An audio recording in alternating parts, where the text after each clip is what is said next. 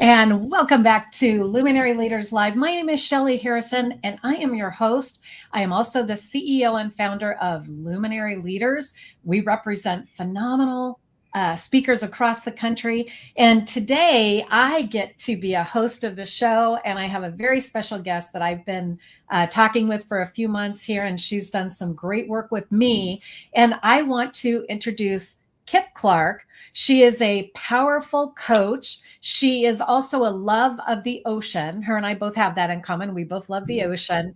And she has her own podcast show. You're going to hear a lot about Kip, and we're going to have some great questions for her. So I want to thank our audience for tuning in. And Kip, welcome to the show. How are you? Oh, I'm doing so well, Shelly. It's a delight to see you. I'm bedazzled by that intro. It's beautiful. Oh, well, you are definitely worthy of it and deserve that.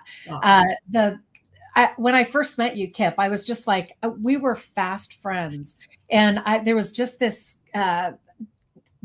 spark that developed in terms of the way that we had conversations and what we talked about. And I do need to mention that, my brother had passed away a few years ago, and I think I was going to the gym the day that we were on Zoom having a meeting, and you shared something with me that I did when I went to the gym, and it just was so profound. And I want to thank you for that, because it really opened up my eyes to something that I never even thought to do before. And it really put me in touch with my brother, because I do miss him. So Craig and Cardoni, you're up there in the heavens. So, but back to you, Kip. I would love for you to just share a little bit about yourself and let people know, number one, you're in Canada. So we're excited to have you on the show today from Canada. But let's hear from you. Well, thank you so much, Shelly. Yes, it's a bitterly cold day here in Canada, but we're used to it. My goodness, where do I begin? I was a career academic. I taught for over 32 years, post-secondary, absolutely loved it. I remember thinking more than multiple times, actually, standing in front of a class, I'd be busy working on things. I couldn't believe I was getting paid to do something I loved so much. And I think part of it was the interaction that we get to have with students and seeing them get switched on to something that's exciting. But also I love learning myself. And truly, there's nothing like needing to teach something to really force you to understand it and to learn about it. So, but I retired from that a few years ago, and I felt like I had more to give. I had a lot of energy still. And so I had been doing coaching on the side for a long time. I was certified as a coach way back in the early 1990s, before it was really a thing. It's exploded over the last years. But it was really not that well known. And so I did that kind of as a side gig, more as a hobby.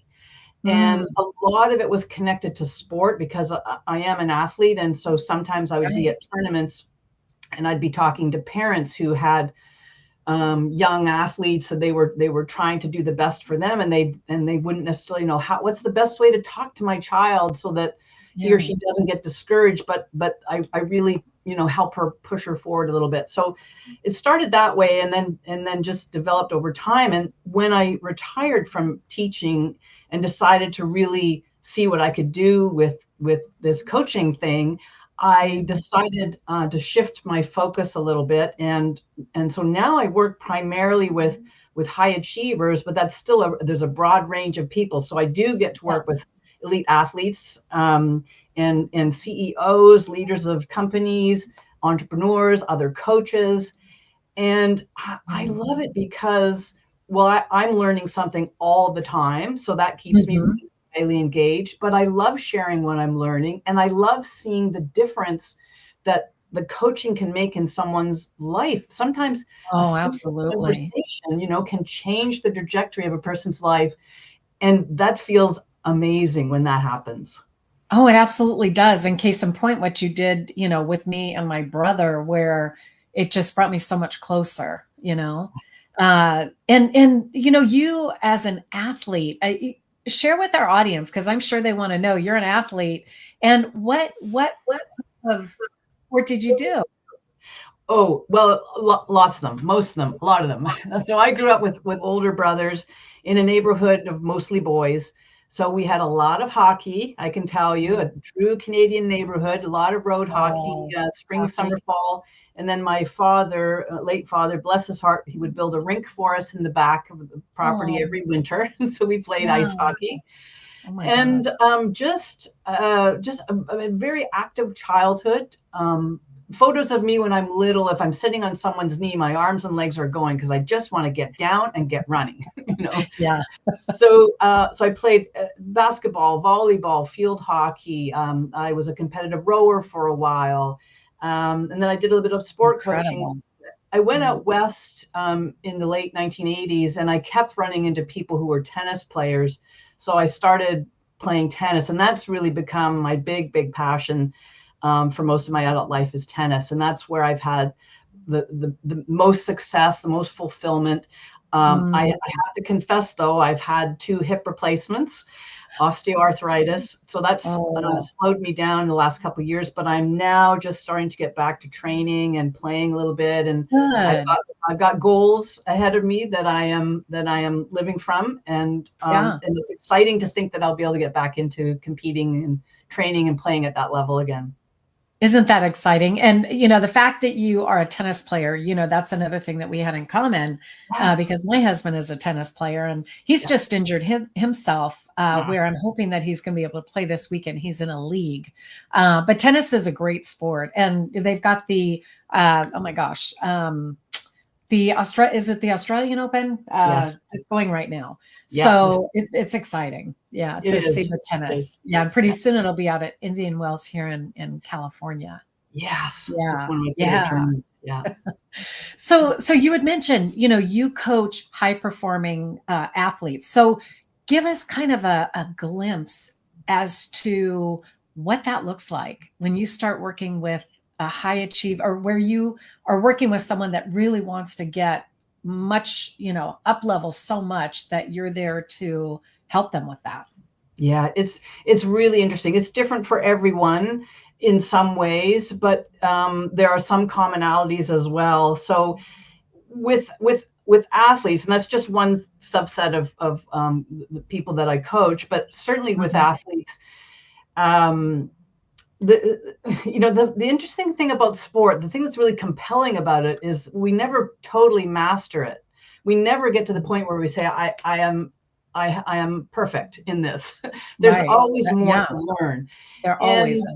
yeah, so it's, and at a certain level, the physical ability, the training, the agility, the endurance is very similar from one athlete to another. And what makes the difference between someone who competes and someone who is successful is the mindset. It's the mental focus, it's That's being right. able to stay in the right frame of mind for the duration of the competition. And tennis is a sport, of course, where you're dealing with all kinds of variables. There's no time limit on matches. You can have a completely different weather at the start of the match to the end of the match. There are different surfaces that you play on. So Right. there's a lot that the athlete is dealing with. But certainly an athlete in any sport, it's when they get to a certain level, it's all about mindset. And that's the same with other categories of people that I coach, whether it's Mhm. an executive of a company, whether it's other coaches, it's entrepreneurs. It's Yeah. about developing a mindset to help them get from where they are to where they want to be. And there's so much to learn in that. And I get to use the decades of wisdom I've acquired through my own experiences and just Oh, talking yeah. and working with literally thousands of people. Um, it's it's amazing. And what I'm starting to work on now is an idea called threshold concepts. Oh, And I've been thinking about this when way back when I was a student myself in a doctoral program. I came across some research by these 2 academics named Meyer and Land, and they were looking at student achievement in higher education. mhm. And they were focused on specific fields like accounting or mathematics, but it's applicable, I feel, to coaching too, because there are Mhm. certain concepts that when we learn them, they open up a whole new understanding, whole new levels of understanding, and a new kind of mindset ceiling in effect. Yeah. Things expand for us. So they gave an example of opportunity cost for an accountant. If a student is learning accounting, if that student never really gets a grasp of opportunity cost, that's a student that will never really thrive in that discipline. And And right. so That makes sense. the idea of a threshold is that we're kind of passing over from out of the old way of understanding how things work into a whole new understanding. So what characterizes a threshold concept, they're transformative, first of all. Yeah. They're integrative. So they will show by understanding a particular concept. So in coaching, it might be something like the power of the subconscious mind, to really get how the subconscious mind works. When you understand it, it's integrative. It's an integrative kind of concept. So it shows how things connect together in ways that weren't available to us before we understood the concept. They can be troublesome because we're presented with a new way of thinking about the world and our place in it. And so we can get caught sometimes, and I see this when I'm coaching people, when I'm suggesting, or we're heading towards a new understanding of something, it can be a confronting thing for some people. It can really challenge existing worldviews. So it's like we've got one foot in the old way of understanding and one foot, or maybe just a toe, dipped in the new, and we're not sure if we want to take it on yet. And that point is called the liminal state. And I love it as a place to coach people from, because there's so much opportunity. So if I can is. And it's unrealized. It's unrealized, almost like people are stuck, and it's a different way of looking at being stuck, and having that threshold where, some people don't believe that they can go further, and having someone like you come in and show them that it is possible, and to, expand their thinking or their mindset. Exactly. That's right. And the thing is that we can never see our own blind spots. I include myself in this. I work with coaches. All the coaches I know who are really outstanding coaches have their own coaches. And it's because we can't see our own blind spots. Sometimes we need someone else. To help us see them, to shine a light on it, and then to guide us, to a new understanding. So it's an exciting way of working with people, because, as I said, a single conversation can completely change a person's life. And I love it when that happens.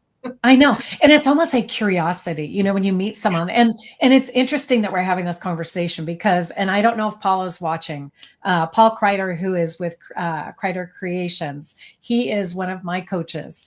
And we were just talking about, with me having my company, and I represent speakers across the country, but yet I'm the shy one when it comes to getting on stage. So he is helping me to get outside my box. And I'm going to make sure I tag him in this because I just called myself out. But that's exactly, where people, they have potential, and you help them to really tap into that. And I see that in you, Kip, because the conversations that you and I have, you've pulled things out of me that I didn't even know were possible. So well, and that takes some certain conditions. The person has to be willing, and has to be coachable, and you're very open to that. But you've touched on something really important there that I want to highlight, Shelly, and that's that it's in you. Your coach sees something in you that you maybe don't see yourself, and he helps to bring it out into the light. It's in each of us. We have in us already everything that we need, and sometimes it just takes a bit of support from someone outside us to help us see that, and to help us make the most of it. And when I was kind of looking at your website, there were 3 things that really poked out at me, and here are 3 truths that make all the difference. And this is directly on Kip's website, which is kipclark.com. And number 1, you are not broken. There's nothing wrong with you, and you don't need fixing. You never did. And number 2, you were always meant for more. All you need to do is claim your birthrights of unconditional love, creativity, and abundance. And number 3, your power lies in your subconscious mind, which we were just talking about. Once you harness that power, you'll be unstoppable, and it's easier than you think. And the one word that really resonates with me is unstoppable. So can we go there? Can we talk about being unstoppable? Well, from what I see of you, you're so inspiring to me. You're an unstoppable force. You're a perfect example of that. You're kind, Kip. Thank you. Well, I appreciate that. The thing with high achievers is we're just hardwired to be constantly looking for the next way we can make things better. And that manifests in all different ways. You help people to get better at speaking. I think you're a kind of LinkedIn queen. You've really got some amazing things going there. I try. Yeah. And so with high achievers, what I love about working with them is that they don't want to spend a lot of time feeling sorry for themselves. They'll recognize they're stuck. And if they can just get unstuck, then they're right back into action again, making things happen. And so I love the energy of that because it builds on itself. I love the hope in it. My goodness, we're in a time globally where hope is compromised, I think, for a lot of people. And so the more people like you and me and others that we interact with, the more we can do to help support others to lead their best lives and to accomplish the things they want to accomplish, the better things are then for everybody, because there's always a ripple effect to what we're doing.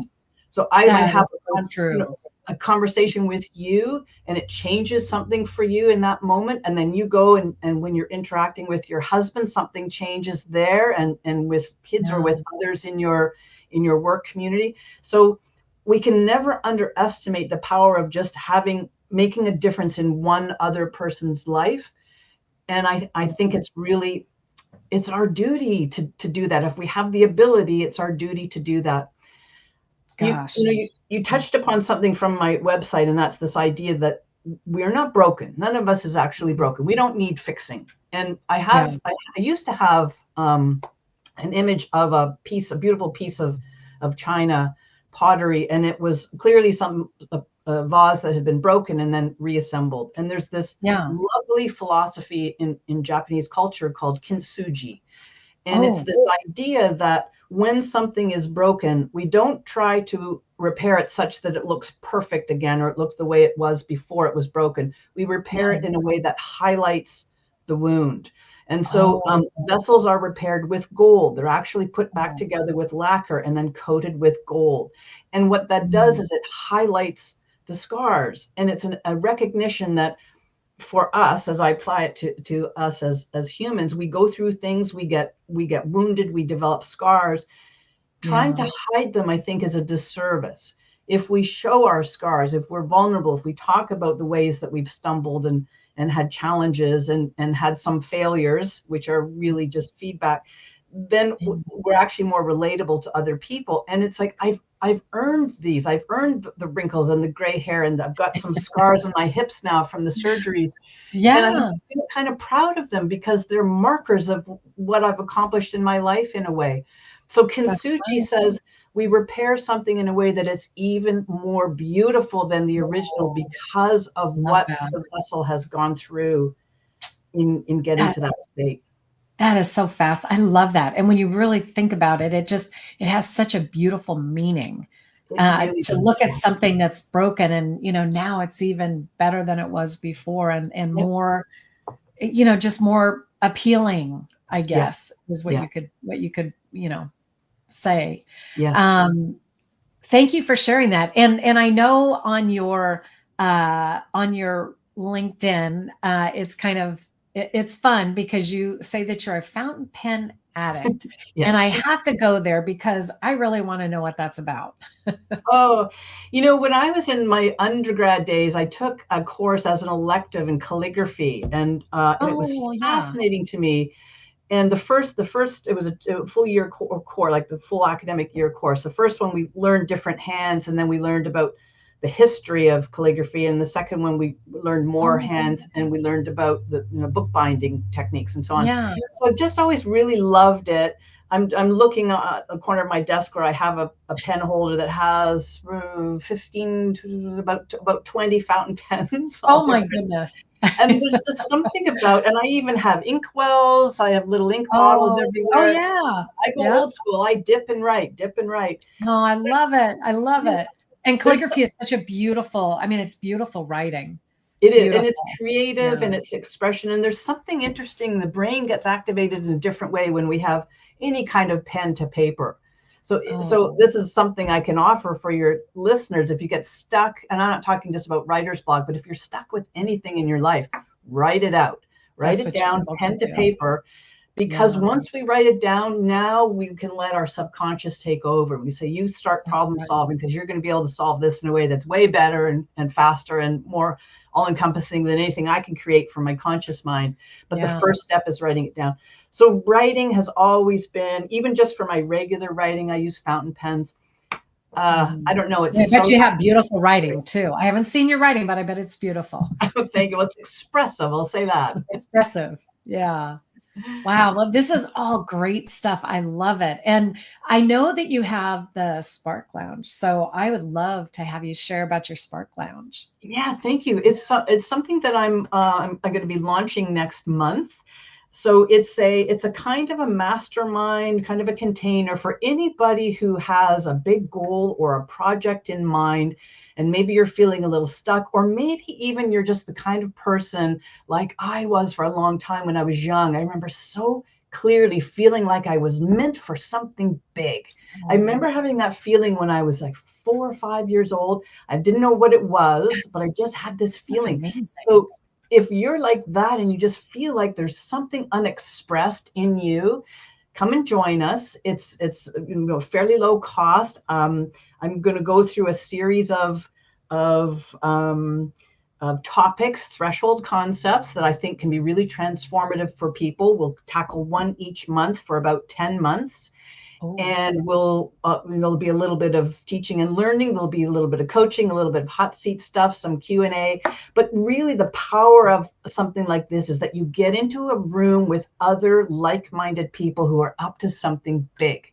Because I'm sure, as you found, Shelly, you're surrounded by people that are up to big and fabulous things. And it just, it raises everybody in that environment. So the vibration and everything. I mean, it's just an energetic type or an energy force that it's waiting to be discovered or come out. Exactly. It's that beautiful synergy that happens. So it's something that's greater than the sum of its parts. When the right people get into a space together, it's like magic can happen. And there's a saying that I love, and I've actually written it out and got it posted where I can see it. And that is that, if you're feeling like you're the smartest one in the room, and you can substitute any word, most creative person, most interesting person in the room, you're in the wrong room. What you need as a high achiever, you need to get into a room with other people that are up to even bigger things, because that's what helps to propel you forward. So I never want to be the most the smartest or the most interesting and the most creative person in this space, because I want to come and find out what are other people up to here, Right. So I purposely set up ways that I can get into spaces with people that are up to something big. Gosh. And now, how do people get into the Spark Lab? How do they find you? Yeah, I think probably the best way is just to shoot me a message. So either through social media, I'm on Facebook, I'm on LinkedIn. I'm not sure how much longer I'll be on Facebook, but I'm still there for now. You can reach me at email kip@kipclark.com. I'm sure you'll have all this in the. We're going to have it on. Yeah. All the links will be on the show notes, but for the podcasters that are going to be listening, we want to make sure that they know too. Yeah. Yes. And so, definitely. And I've got my own podcast, as you alluded to earlier, called Wise Minds, Wild Hearts. Yeah. It's a podcast for soulful high achievers. And I talk about all kinds of things, some of these threshold concepts. And and ways of viewing past, present, future that are completely different from how most people view them. So there's a lot there. I just launched it in the fall, so it's just getting going, but I'm getting good traction, and congratulations it's on fun that. to see Yeah, how. I did listen to an episode. I can't remember which one it was because I listened to it maybe, I don't know, a month ago, but it was very interesting. Very interesting. Thank you. I'm so glad you found it helpful. Yeah. No, I really enjoyed it. And you're just very giving of just such wonderful ideas and thought processes and things that help people really take a look at what are the possibilities that, that could surface for them. So Yeah. great job on that, Kip. And, Thank you. Thank you for everything that you've done for me. I want to ask you one last question. So if you were, because we're almost done with the broadcast, but if you were able to have dinner with just a famous person, who would it be and why? Wow, that's an interesting question. How do I Yeah. choose just one? I know, right? A person that's a historic figure that's always fascinated me is Jacqueline Kennedy, for Oh, lots of reasons. yeah. I mean, the epitome of style and grace, but she Oh, was a yeah. very intelligent woman. She spoke multiple languages. She had an enormous sense of history, Oh, and just what she went through as an individual and the way she carried herself through that is absolutely extraordinary. So she's one. Do I have to limit it yeah. to one? You could, let's do one more. Dickens, Let's do Charles one Dickens more. might be another one. FDR might be another. Oh, yeah. Lots of people. Oh, I'd have I'm a sure. I'm sure. No, but that is interesting. And she was such a classy woman, Yeah, very classy. yeah. Yeah. Well, gosh. Well, Kip, this was so much fun. And, we're both curly girls. So we want to give a shout out to all the girls with curly hair out there, the young ladies, all of the ladies in between. And again, Kip, I'm just so grateful that we met because and we were going to do this live show I think last month. And it just, unfortunately, there were a few things that prevented us from doing it. But I'm so glad that you're here and that we finally were able to do this. So Me thank too. you. I appreciate it. Oh, And yeah, and we want to just thank our viewers, our subscribers for tuning in. And you'll be able to upload this podcast and listen to it at the gym while you're on your way to work or wherever you listen to your podcast apps.